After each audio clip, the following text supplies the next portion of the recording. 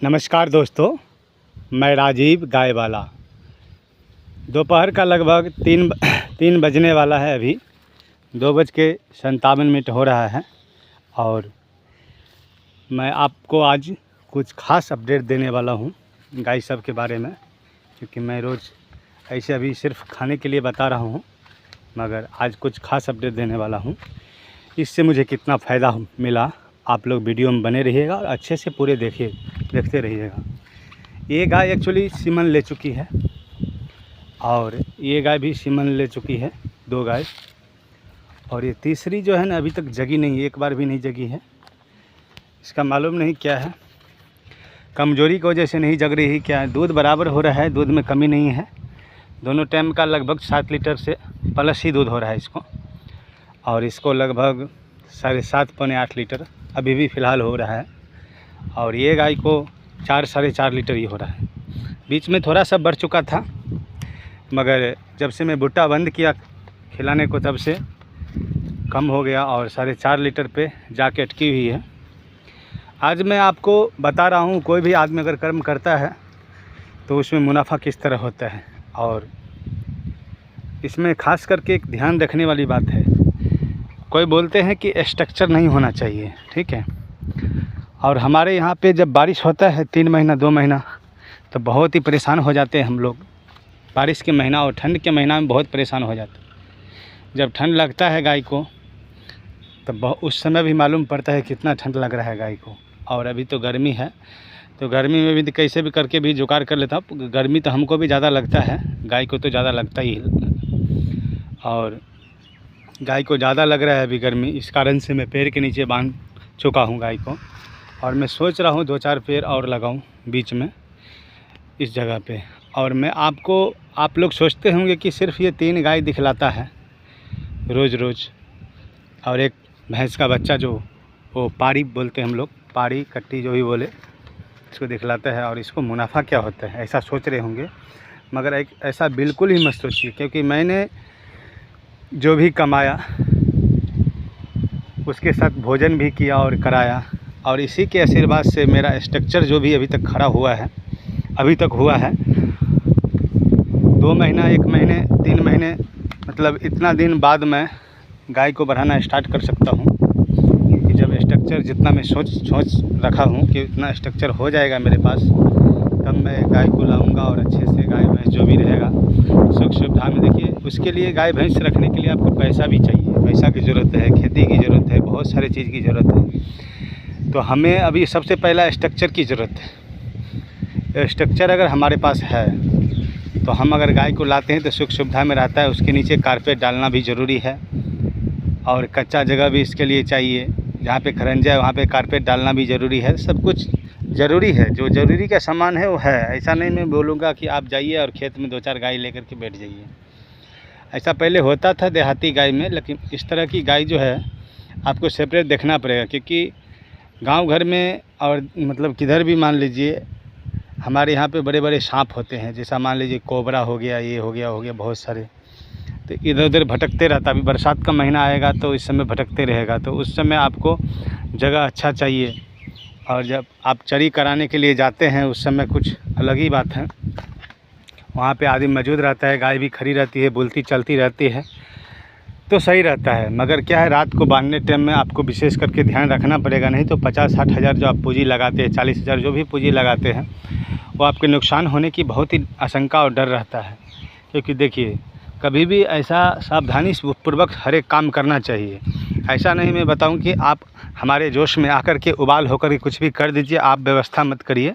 ऐसा नहीं, व्यवस्था आप करते रहिए। तभी जो मेरा जो सोच है कि मैं कम से कम 10, 12, 15, 20 जितना मैं संभाल सकूं उतना गाय लगाऊं। आधुनिक हमारे फॉर्म में भी होना चाहिए, ऐसा सोच करके मैं करते जाऊँगा, आप लोगों को दिखलाते जाऊँगा।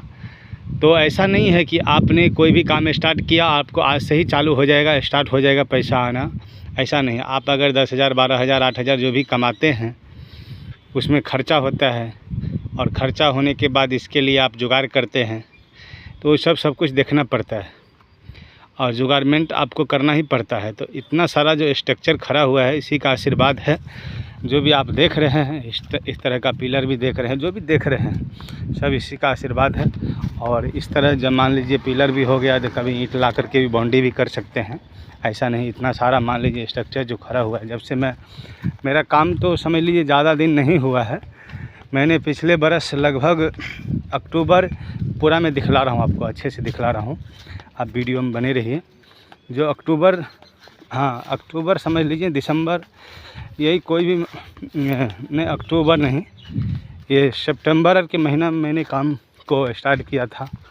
उस समय थोड़ा अनुभव की कमी थी, और अनुभव की कमी क्या, मैंने ऐसा सोच करके ही किया था कि पूरा मैं स्ट्रक्चर जब खड़ा कर लूँगा तब फिर मैं गाय लाऊँगा और अच्छे से एक सब सुविधा होना चाहिए। यहाँ पर देख लीजिए आप बाउंड्री, मैंने एक घर हुआ, एक यहाँ पे कुछ भी नहीं था मेरे पास, ठीक है। ऐसा नहीं है कि सब कुछ था पहले से, ऐसा कुछ भी नहीं था। ये देख लें, ये सारा स्ट्रक्चर इसी के आशीर्वाद से सब कुछ हो चुका है। लेकिन अभी कल मैं ईंट भी मंगाया हूँ, इस पर थोड़ा और करना है। तो यहाँ से वहाँ तक फिर बाउंड्री सारा कुछ हो जाएगा। फिर यहाँ पे सेपरेट रखने के लिए आपको चाहिए, अगर सेपरेट आप नहीं रखेंगे, मान लीजिए यहाँ पे जंगल है, कभी मान लीजिए कीड़ा आ गया, कुछ भी आ गया, सांप आ गया, आप नहीं देख पाएंगे। ये सब की ज़रूरत है, बहुत सारा देख रहे हैं जंगल है, ये सब को देख करके चलना पड़ता है। आप लोग वीडियो में बने रहिए। आपको मैं आज जो हमारी जीवन की जो बात है मैं बता रहा हूँ, और जो मैंने सोच रखा हूँ कि अच्छा से मैं काम करते रहूँगा, वो मैं आपको बता रहा हूँ। और आप लोग ज़्यादा से ज़्यादा वीडियो को देखते रहिए, और ज़्यादा से ज़्यादा लाइक भी करिए, कमेंट भी करिए। क्योंकि देखिए, ऐसा मैं सिर्फ आपको 3 ही गाय दिखला रहा हूँ हर हमेशा, ठीक है। कभी पहले मैं 4 गाय भी दिखलाता था, और पहले मैं बताता था इतना फ़ायदा होता है, इतना नुकसान होता है। लेकिन मैं आज खुल करके अपने दिल से ये सब बात आपको बतला रहा हूँ कि सब इसी का आशीर्वाद है, और इसी का आशीर्वाद से चल रहा है। तो पूरा बताना ज़रूरत है कि आप लोग अनुभव करते होंगे कि कैसा होता है काम, ठीक है। तो ऐसा मैं सोचता कि बाहर जाकर के नौकरी करके इतना जल्दी ये सब कर लूँ, इतना मुश्किल ही था, ठीक है, मुश्किल था ये सब करना।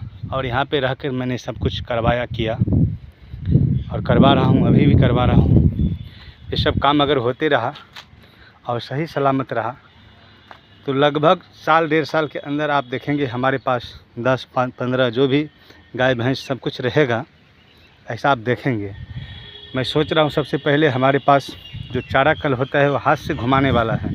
आपने कभी वीडियो में देखा भी होगा, वो घर के अंदर मैं रखा हूँ। हाथ से घुमाने में, चारा काटने में भी हमको थोड़ा ज़्यादा मेहनत लगता है।